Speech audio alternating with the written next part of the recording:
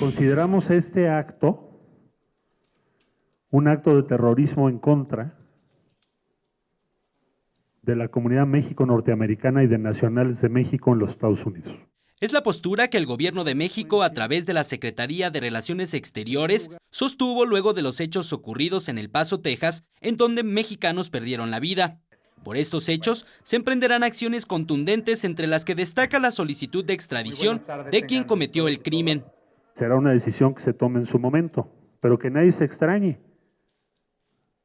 porque para México este individuo es un terrorista. Aunado a ello, la Cancillería mexicana promoverá acciones legales en contra de él o los responsables de haber vendido el arma de asalto. Quien directamente disparó, pero también vamos a pedir acceso a la investigación para ver cómo se vendió y cómo llegó a sus manos esta arma. Y si tenía o no tenía razón o noticia la autoridad correspondiente de las potencialidades de este individuo. También este lunes, la Secretaría de Relaciones Exteriores enviará al gobierno estadounidense una nota diplomática para solicitar también respetuosamente, pero con toda firmeza, que fije una posición clara y contundente contra los crímenes de odio.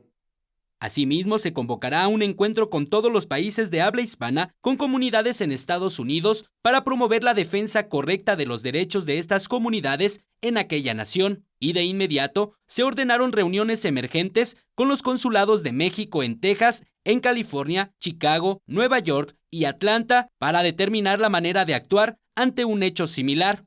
La masacre ocurrió el pasado sábado en un centro comercial en El Paso, Texas, cuando un joven de 21 años entró con un arma larga y, tras expresar palabras de odio contra la comunidad hispana, comenzó a disparar.